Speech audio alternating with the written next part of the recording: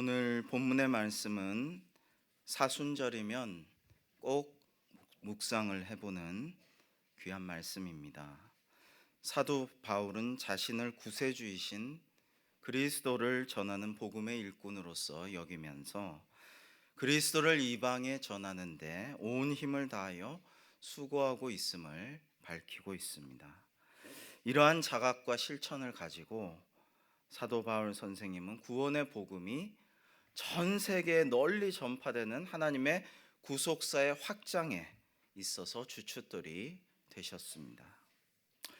사도 바울과 마찬가지로 그리스도의 이러한 구속의 비밀을 먼저 체험한 사람이라면 누구나 주변의 이웃에 하나님의 복음을 널리 전하고 주의 사랑을 전하고 날 구원해 주신 주님의 은혜를 전해야 마땅히 제자라고 할 수 있겠습니다. 이것이 그리스도께서 승천하시기 직전에 주신 너희가 땅 끝까지 이르러 내 증인이 되라고 하신 그 지상 명령에 우리가 따르는 길이기도 합니다. 이 시간 하나님께서 주신 오늘 본문 말씀과 또 한 사람의 삶을 함께 생각해 보면서 오늘 우리를 향하신 하나님의 뜻을 함께 되새겨 보았으면 좋겠습니다. 오늘 사순절을 맞이하여서 또 설교를 준비하면서 이 본문 말씀을 묵상하면서 한 사람이 떠올랐습니다. 1398년에 독일 마인츠에서 요하네스 구텐베르크라는 사람이 태어났습니다.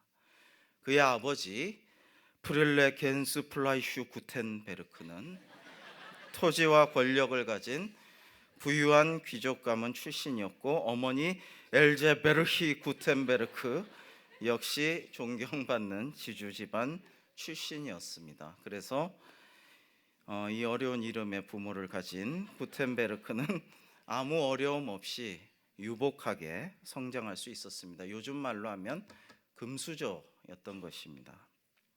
당시 교육은 특권층만 받을 수 있었지만은 그러나 구텐베르크가 태어날 당시부터 유럽의 많은 사람들이 새로운 지식을 갈구하게 되고 곳곳에 학교가 서게 되고 그러면서 책을 많이 읽고 싶어하는 수요가 증가했습니다.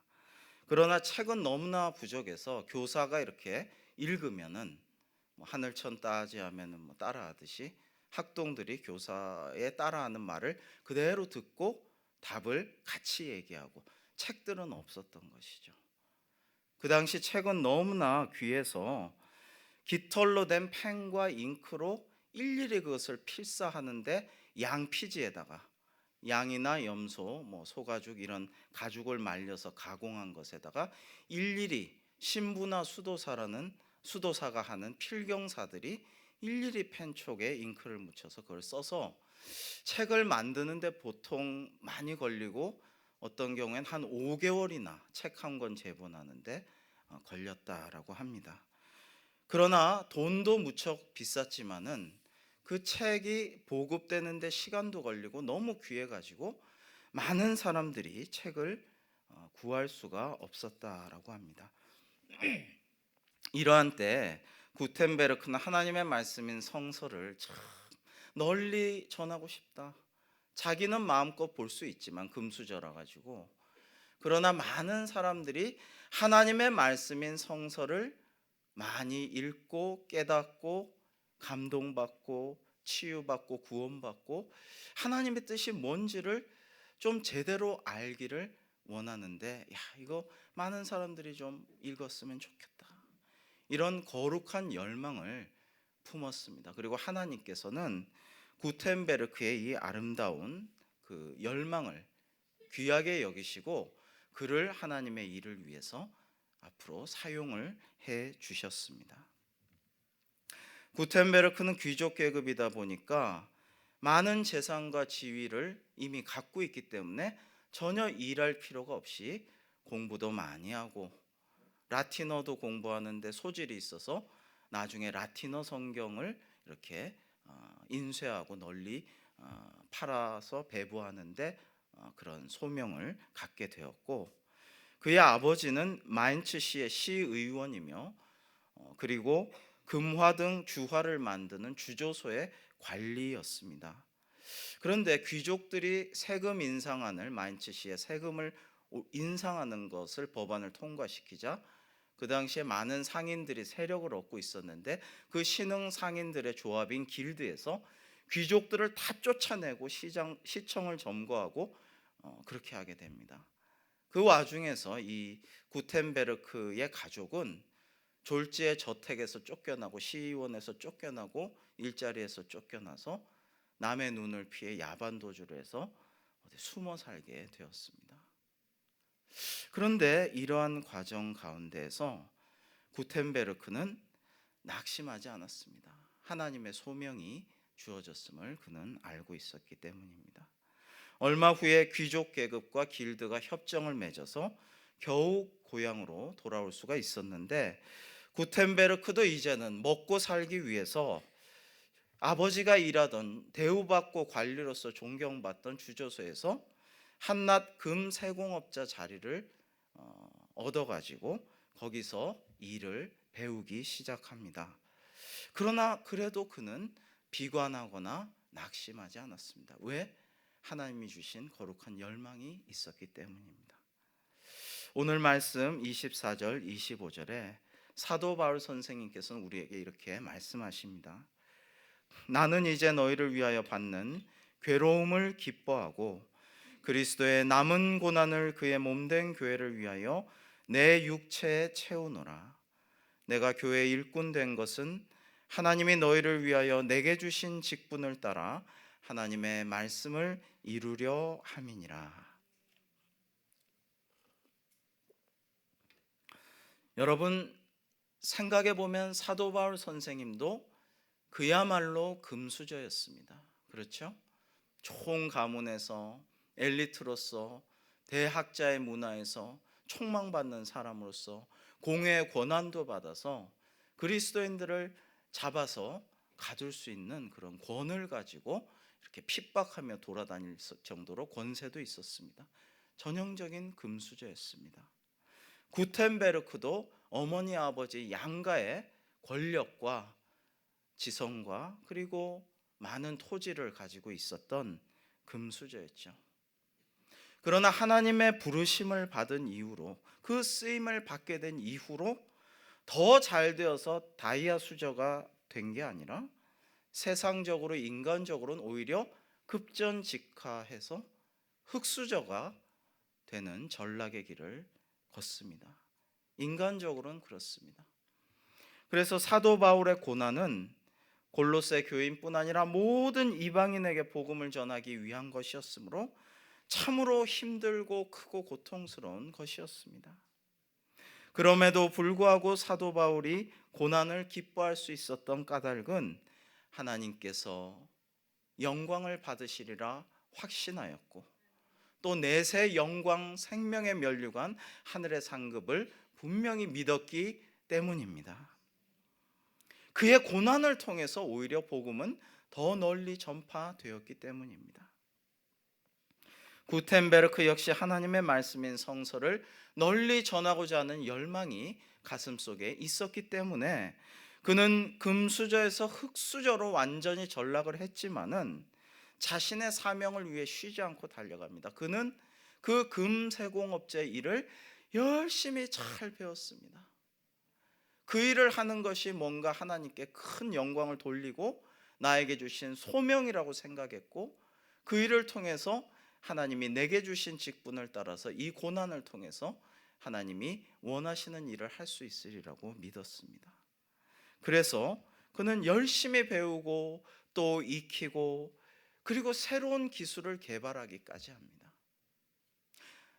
참 하나님의 섭리를 저는 구텐베르크를 이번에 다시 한번 조사하고 읽고 하면서 하나님께서 모든 것들을 하나님의 예정과 섭리 가운데 착착 진행시키시는 모습을 보게 되어서 참 은혜가 되었습니다. 그 구텐베르크가 아버지의 어떻게 보면 옛날 백으로 들어간 그 주조소라는 것이 금화, 은화 이런 걸 만드는 거예요. 주물로서 금물을 이렇게 녹여서 이렇게 해서 금화를 만들고 동화를 만들고 그 돈을 만드는 건데 그걸 통해서 그는 금속 인쇄 활자를 개발을 하게 됩니다. 그러니까 그전엔 다 목판 인쇄였죠. 아주 불편하고 시간도 오래 걸리고 잘 하지 않아서 그런 것보단 차라리 양피지에 펜과 잉크로 필경사가 필사를 하는 그런 식으로 해왔는데, 그는 아주 잘 만들어진, 오늘날도 우리가 본받고 있는 금속 활자를 주물로 만들어 가지고 그걸로 하는데, 마인츠가 마침 금은 세공과 주물과 이런 걸로 유명한 도시였다는 겁니다. 당시 마인츠를 지나가기만 하면 여기저기서 금은 세공 뚝딱거리고 땅땅거리고 그러는 소리가 들렸다라는 것입니다. 참 은혜로운 일이라고 할 수 있습니다. 그리고 또 그 당시에 놀랍게도 그가 마인츠 근교에서 대학을 다녔는데 이상하게 라틴어를 정말 잘했다고 그래요. 어릴 때부터 그 관심을 가졌지만 라틴어를 잘해가지고 그가 나중에 라틴어 성서를 출판할 수 있는 계기를 하나님께서 부여를 해 주셨습니다. 또 당시에 마인츠에 그전에는 없던 종이 가게가 생겨나서 그 종이 가게가 잘 돼서 여러 군데 종이 가게가 생기고 번성했다고 합니다. 그것을 보면서 구텐베르크는 이거 양피지에다가 이렇게 쓸 게 아니라 이 편리한 종이를 딱 고정해서 내가 개발하고 있는 이 주물로 된 금속 활자를 탁탁 찍어가지고 쫙쫙 펴내면 얼마나 좋을까, 그런 생각을 자연스럽게 하게끔 하나님께서 하나하나 예비해 주셨다라는 것입니다. 그뿐만 아니라 또 그 당시 카톨릭 교회의 주요 지도자였던 독일의 니콜라우스 쿠자누스 추기경이라는 분이 상당히 지각이 뛰어나고 생각이 바른 분이었던 것 같아요. 당시 성직자들이 각기 다른 내용의 버전을 가지고 성서를 읽고 그거를 가지고 이제 묵상하고 또 가르치고 이러는 것을 보고 이거 참 안타깝다. 전 세계 기독교인들의 통합을 위해서, 일치를 위해서는 정말 성서가 하나의 그 버전으로 좀 통일돼야 되겠다, 이런 열망을 가지고 하필이면은 세상 사람들이 하는 말이고 하나님의 뜻에 따라 주님의 예정과 섭리에 따라 바로 마인츠에서 여러 추기경들을 모으고 유럽 전역에 있는 70명의 대수도 원장들과 회의를 개최했다라는 것이죠. 이것을 보고 이 구텐베르크는 정말 나의 소망대로 하나님의 말씀인 성서를 내가 인쇄하고 출판하고 보다 값싸게 많은 사람들이 볼 수 있게 그렇게 해주는 것이 하나님의 뜻이 확실하구나라고 깨달았을 것입니다. 저는 이러한 역사적인 내용들을 보면서 참 은혜가 된다, 그런 생각을 했습니다. 그러나 이 구텐베르크의 그 하나님의 성서를 보다 많은 사람들이 볼 수 있게 하려는 거룩한 열망을 실현하는 것은 결코 쉽지는 않았습니다. 1400년경에 필사본, 그러니까 베껴 쓴 양피지 성경 한 권의 가격은 약 60굴덴이었다고 합니다. 이게 얼마 정도냐면 웬만한 농장 하나의 가격이었다라는 것이죠. 그러니까 성경 하나를 이렇게 사서 보려고 하면 웬만큼 번 듯한 농장 하나를 살 값을 지출해야 돼요. 그래서 사람들은 그 성경을 잘 집에 보관하고 어떨 때는 그 쇠사슬에 연결해 가지고 묶어 가지고 집 밖으로 빠져나가지 못하게 하고 그렇게 애지중지할 정도로 집안의 보물이었다라고 합니다. 그런데 그 돈이 문제가 아니고 일반 책도 그런데 더 북, 바이블이란 게 바로 그 책이란 뜻이죠. 더 북, 그 바이블, 홀리 바이블, 성서는 너무나 귀해서 그야말로 일반인들이 그걸 구하여서 소유하기 위해서는 하늘의 별 따기와 같은 천운이 따라야 되었다라고 합니다. 그리고 그 쿠자누스 추기경이 왜 여러 버전의 성경이 안타깝다라고 했냐면 원래 이것을 필사를 하면 반드시 사람이 하는 것이기 때문에 하나님의 영감으로 그거를 필사를 하더라도 반드시 오타가 나고 실수가 나고 띄어먹게 되고 손으로 쓰는 것은 인간적인 오류가 나오게 되어 있어요. 그러니까 여러 가지로 글자도 틀리고 자간도 틀리고 문제가 생기는 것이죠. 안타까운 일이죠. 그래서 이 구텐베르크는 정말로 하나님의 성경을 널리 전하는 일을 착수를 했습니다. 그가 9년 동안이나 잘 금속 인쇄 활자를 만들 수 있는 방법을 배우고 그가 22세밖에 안 됐는데 든든한 버팀목이었던 아버지께서 일찍 돌아가셨습니다. 그리고 또 어머니도 돌아가셨어요. 그래서 그는 어머니 유산이 더 많았나 보죠. 어머니의 유산을 상속받으려고 힘을 썼는데 마인츠시에서 안 된다 그러는 거예요. 너는 이러이러한 법률적 자격이 없어 안 된다. 그래서 그는 그것을 받으려는 투쟁을 계속합니다. 그 일부를 받게 돼요. 승수에서 그거를 인쇄술을 개발하는데 다 씁니다.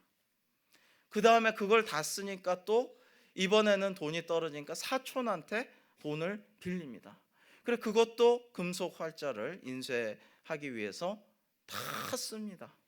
돈이 또 떨어져요. 돈을 벌기 위해서 성서를 인쇄하려는 것은 아니었어요. 그는 많은 빚을 집니다.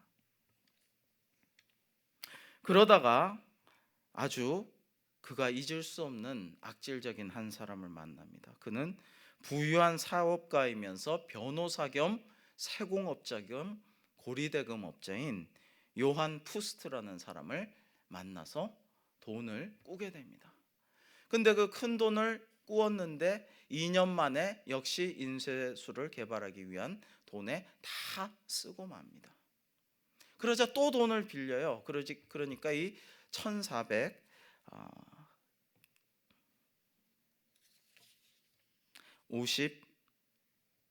1450년이죠. 그때 이 푸스트가 계약서를 작성하라고 합니다. 너 자꾸 돈을 꾸니까 계약서를 작성하자. 그래서 5년 만에 나에게 지금까지 빌린 돈을 원금과 이자를 한 푼도 남김없이 갚으면 되거니와 그렇게 못하면은 너의 모든 이제 인쇄 개발하는 것, 앞으로 출판할 것, 성서의 판권, 또 당신의 모든 기계들을 나한테 완전히 넘기기로 계약하자 하니까 돈 빌려준다는 거 생각밖에 없었어요. 구텐베르크는 오로지 빨리 돈을 빌려서 성서를 널리 좀 값싸게 배급하고 싶은 마음에 자세히 보지도 않고 계약에 서명을 했습니다.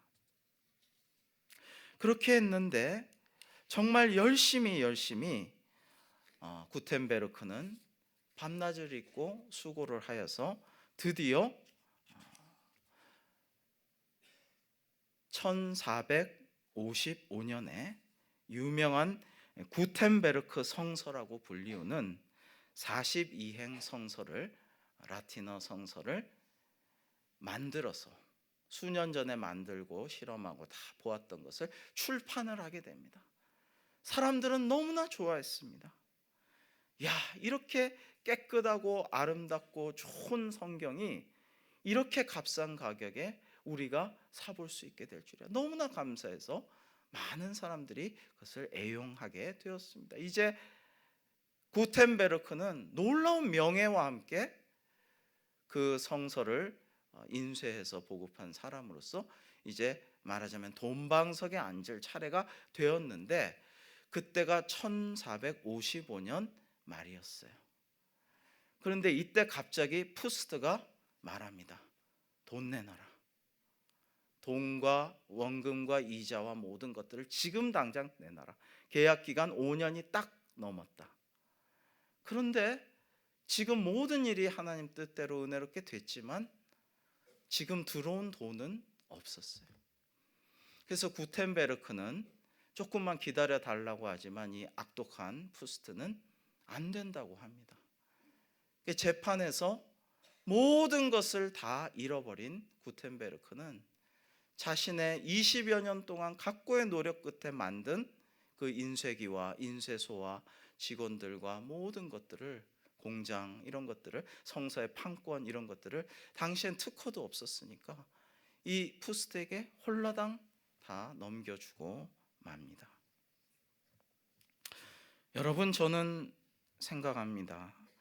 하나님의 뜻과 역사를, 그 섭리의 방식을 우리는 다 알 수는 없다라고 생각합니다. 가끔 신방하거나 병원에서 또 참 어려운 장례에서 목사님, 왜 이런 일이 벌어집니까? 왜 이럴 수밖에 없나요? 왜 이렇게 이런 일이 닥치는 거죠? 저희와 같이 하나님께 열심히 봉사하고 충성하고 애쓰는 성도에게. 그러면 저는 모르겠다고 그럽니다. 하나님의 신비는 저는 다 알 수가 없습니다. 이해할 수가 없는 게 많습니다. 그러나 구텐베르크에게 돈과 명예와 기쁨과 많은 것을 당대 인간적으로 주시지는 않았지만, 분명한 것은 하나님께서 구텐베르크의 거룩한 열망을 들어주셨다라는 것입니다. 그리고 구텐베르크의 노력과 희생을 통해서 많은 일들이 일어났습니다. 1500년에 가면요, 100년 후가 되면 1400년경에 아까 60굴덴이었던 성서의 가격이 5굴덴으로 떨어집니다. 너무나 싼 가격에, 비교적 그래도 비싸지만 훨씬 더 12분지 1의 가격으로 보다 더 많은 사람들이 성서를 읽고 또 소유하고 그것을 수시로 꺼내보고 묵상할 수 있고 기도할 수 있고 삶의 지표를 삼을 수 있게 된 것입니다. 그리고 구텐베르크는 이후에도 영원히 빚을 다 갚지 못하고, 나중에는 그를 불쌍히 여긴 사람이 그 마인츠의 추기경에 불러다가 연금도 주고 하지만 끝까지 푸스트에게 돈을 다 갚지 못해요. 그리고 푸스트는 계속 그 공장에서 성서와 많은 책을 찍어내면서 부를 누리고 시편과 같은 것을 또 새롭게 찍어내면서 많은 명예와 복도 누립니다. 그러고 죽고 자기 사위에게 물려줘서 사위도 부와 명예를 잘 누리고 죽습니다. 그러나 구텐베르크는 그의 당대에 그렇게 많은 명예도 누릴 수 없었고 끝까지 빚쟁이로 살다가 71세에 하나님의 부르심을 받아서 갔습니다. 그러나 그가 쫓겨다니고 그를 따르는 몇 안 되는 제자들과 함께 이곳저곳 유럽을 전전하면서, 아까도 말씀드렸지만 특허가 없으니까 그 인쇄술과 인쇄소를 여기저기 설립하면서 유럽 전역에 오히려 하나님의 말씀을 더 많이 인쇄할 수 있는 그러한 여건을 마련하게 합니다. 여러분, 디아스포라를 통해서 또 사도 바울이 유대인 공동체만 선교할 수 없어서 세계로 다니면서 선교하게 됨으로써, 또 우리가 어떤 병을 앓음으로써 핍박을 당함으로써 어떤 누명을 씀으로써 인해서 우리의 고난으로 말미암아 오히려 하나님께서 더 큰 영광을 받으시고 복음이 널리 전파되고 하나님의 역사가 이루어지는 일이 하나님의 신비인 줄 믿습니다. 그러므로 우리는 오히려 고난이 닥쳐도 기뻐하고 내게 주신 직분을 따라 내가 힘을 다하여 오늘도 수고하노라, 이 바울과 같은 믿음의 고백을 할 수 있어야 될 줄로 믿습니다. 하나님의 비밀은 만세와 만대로부터 감추어졌던 것인데 이제 그의 성도들에게 나타났고, 하나님이 그들로 하여금 이 비밀의 영광이 이방인 가운데 얼마나 풍성한지를 알게 하려 하심이라. 이 비밀은 너희 안에 계신 그리스도니 곧 영광의 소망이니라. 아멘. 하나님께서 이러한 말씀을 주셨는데요, 이 구텐베르크는 하나님의 말씀을 오늘 사도 바울의 말씀처럼 각 사람에게 전파하고 권하고 각 사람을 가르치고 각 사람이 그리스도 안에서 온전한 자로 세워질 수 있도록 하나님의 성서가 퍼지는 귀한 사역에 주인공이 되었습니다.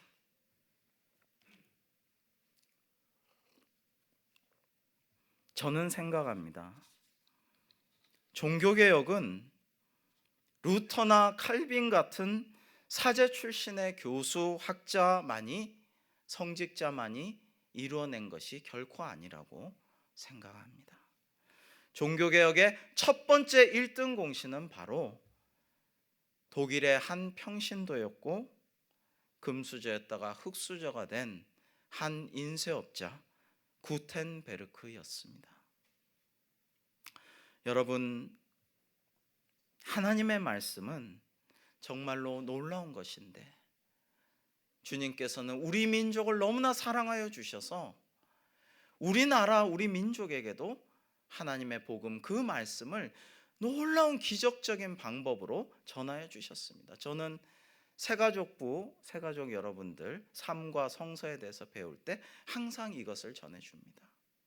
여기 불광초등학교가 있지 않습니까? 거기서 계곡을 따라 조금 더 깊이 들어가면 기독교 불광동 수양관이 나옵니다. 팀 수양관이라고도 하죠.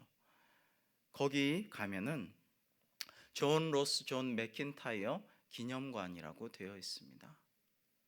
존 로스 존 맥킨타이어는 스코틀랜드 선교사로서 만주에서 사역을 하고 있었는데 서상윤이라든지 이응찬 이런 분들이 만주에서 고려인삼을 팔던 고려인삼 장수였는데 아파서 죽게 되었어요. 근데 이 선교사님들이 간절한 기도와 도우심으로 살려내자 목사님들, 저희들의 목숨은 목사님들 것입니다, 종으로 삼아 주옵소서 하니까 그게 아니고 우리는 하나님의 종이니까 너희도 하나님을 믿어라 해서 세례를 주고 성서를 만주에서 먼저 번역을 합니다.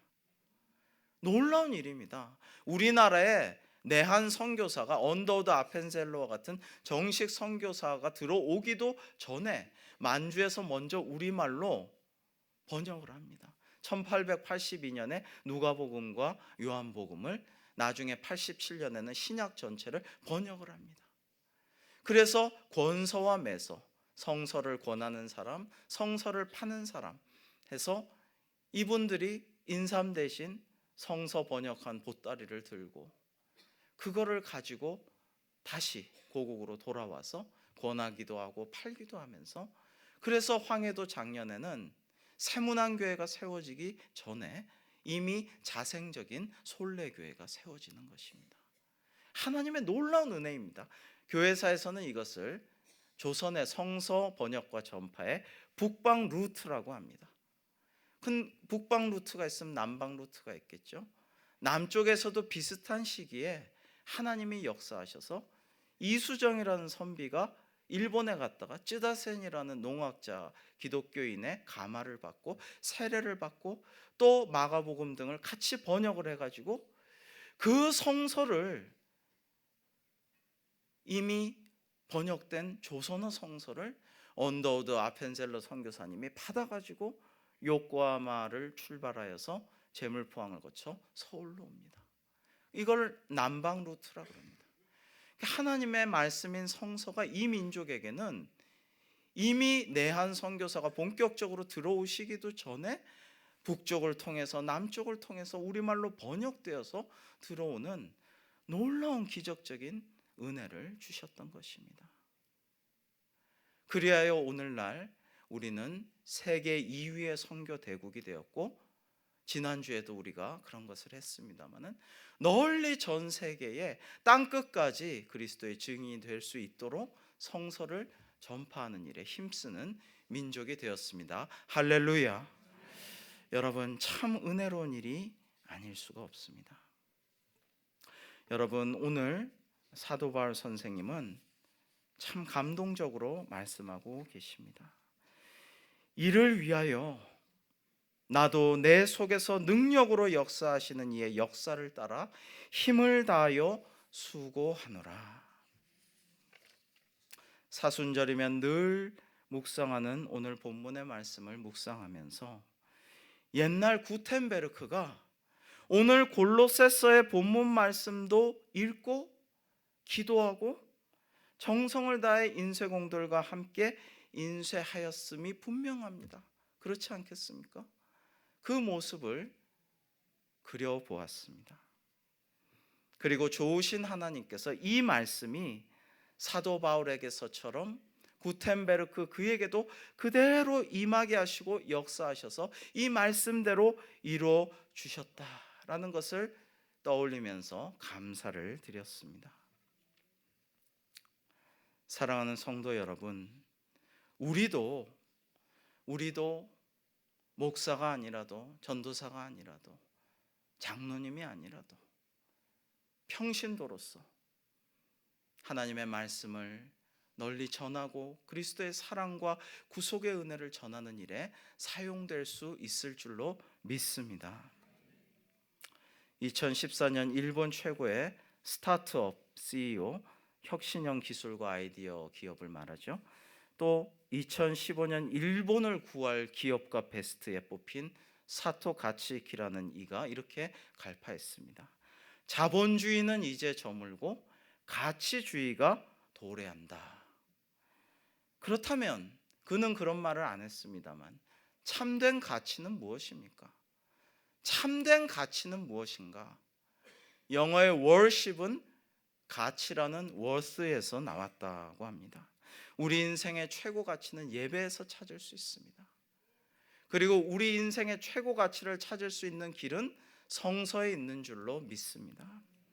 하나님의 말씀, 더 북, 더 바이블, 바로 그 책, 홀리 바이블, 성스러운 거룩한 책인 성서, 이것을 우리가 늘 연구하고 묵상하고 암송하고 깨우쳐야 하나님의 뜻대로 우리가 걸어갈 수 있을 줄로 믿습니다. 종교개혁이라는 것은 사실 성서의 근본으로 돌아가는 것입니다. 이 사토 가치이키는 다시 이렇게 말하고 있습니다. 지금은, 좀 줄이자면요, 지도를 버리고 나침판을 가져야 할 때다. 여러분, 그런데 우리에게 나침판이 무엇입니까?